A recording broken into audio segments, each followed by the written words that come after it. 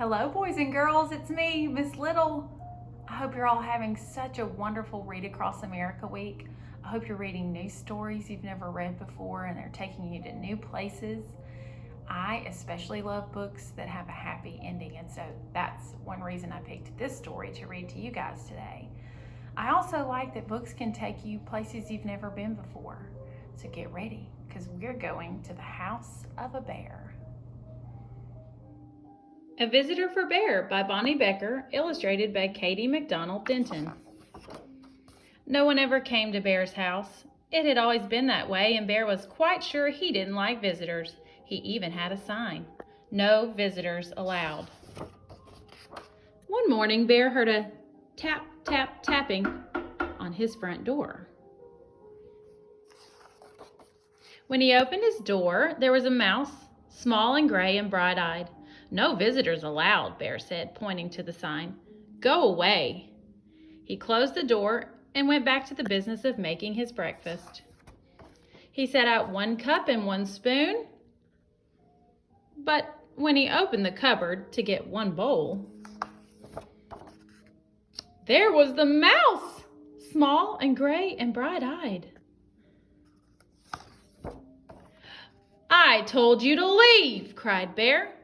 "Perhaps we could have just a spot of tea," said the mouse. "Out," commanded Bear. "Most sorry," said the mouse. "I'll be going now." Bear showed him to the door and shut it firmly.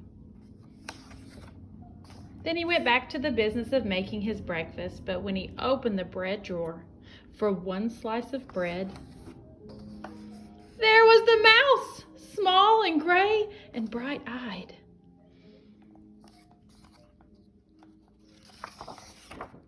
"Unbelievable," rumbled Bear. "Away with you, vamoose!" "I do like a bit of cheese," said the mouse. Bear pointed a rigid claw toward the door. "Yes, then, here I go," said the mouse. "Farewell," and the mouse whisked out the door.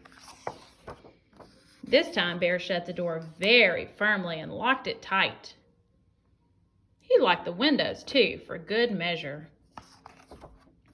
Then once again, he went back to the business of making his breakfast, but when he opened the fridge to get 1 egg, there was the mouse, small and gray and bright-eyed, of course.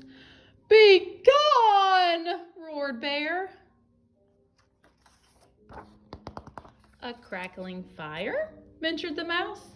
"This is impossible, intolerable, insufferable!" cried Bear, shaking with anger and disbelief. "Terribly sorry," murmured the mouse. "Now you see me, now you don't. I'm gone." And the mouse looked very sorry indeed while he waited for Bear to unbolt the door and let him out again. This time, before he went back to the business of making his breakfast, Bear shut the door very, very, very firmly, locked it, boarded the window shut, stopped up the chimney, and even plugged the drain in the bathtub. Carefully, Bear set about the business of making his breakfast. He opened the cupboard. No mouse. He opened the bread drawer. Nothing. Phew! He opened the fridge. Mouse-free, and yes, indeed. He lifted the lid to the tea kettle.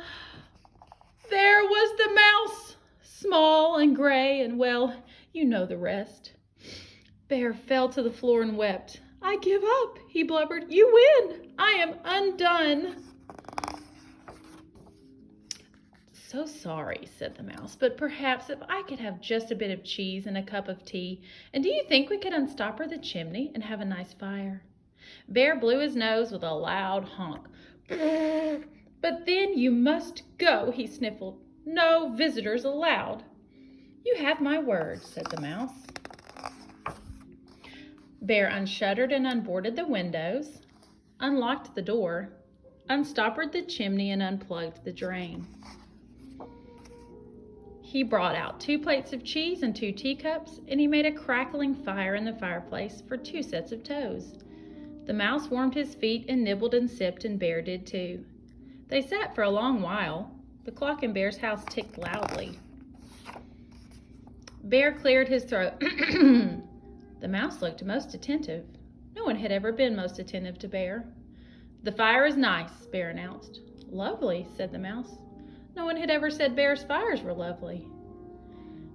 "I can do a headstand," said Bear. "Very impressive," exclaimed the mouse. Bear told a joke. The mouse laughed heartily.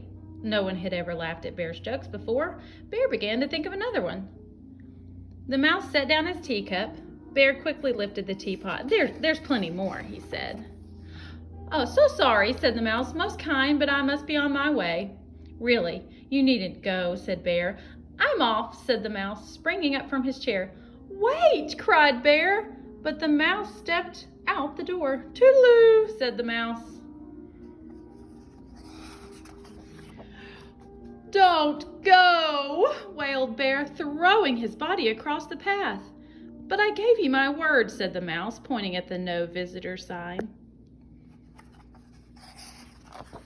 "Oh, that!" cried Bear, pulling down the sign and tearing it up. "That's for salesmen, not for friends." "Not for friends?" asked the mouse, small and gray and bright-eyed. Bear nodded. The mouse's bright eyes glowed brighter. Bear smiled. "Do you like one lump or two?" said Bear most politely. "I like two," said the mouse, and Bear agreed.